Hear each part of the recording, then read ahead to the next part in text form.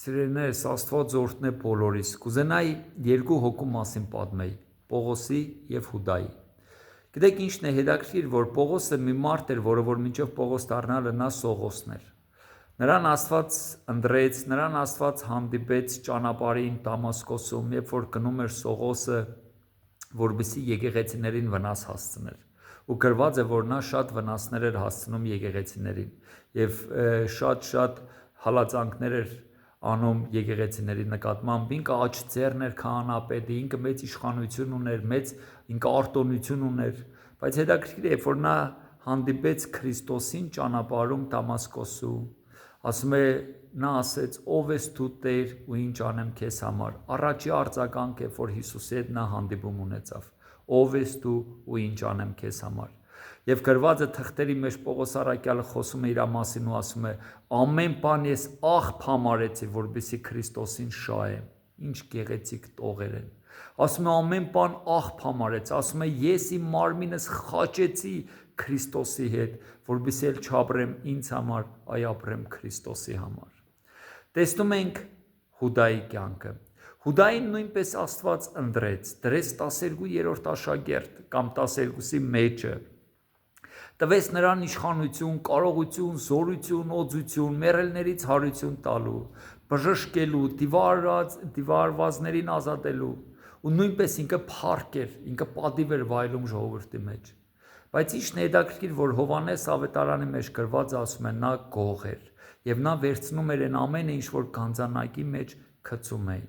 Հետաքրքիր է, որ 3 տարի Քրիստոսի հետ նա քայլելով չփոխվավ իր մտածելակերպը, չփոխվեց իր ներսի մոտիվը Քրիստոսին հետևելը, Աստծուն ծառայելը։ Ինքը գող էր։ Հիսուսն ասում էր, եթե քո աջ ձեռքդ կայտակղում է կտրեր քիծ,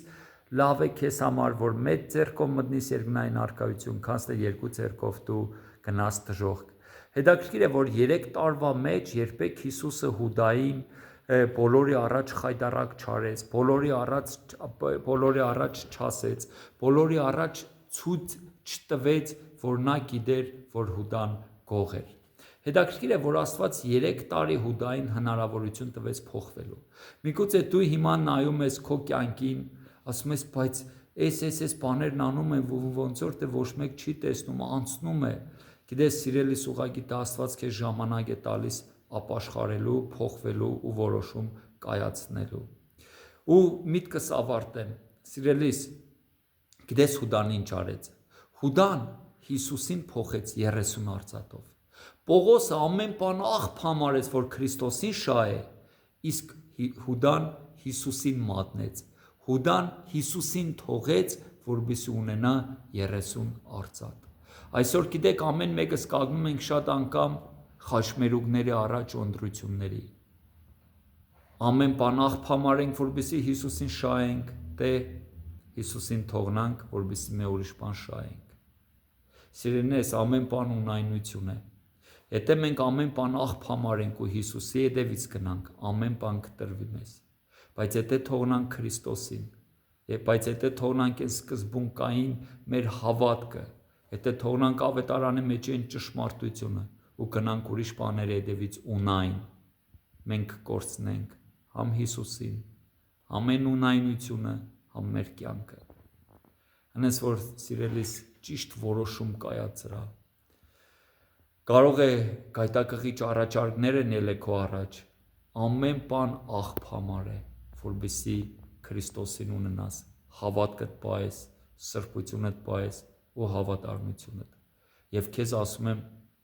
Աստծո խոսքով, քո վարձքը խիստ մեծ է լինելու, խիստ շատ է լինելու, եթե դու ամեն բան աղբ համարես, բայց գնաս Քրիստոսի հետևից։ Աստված օրհնե քեզ առատապես։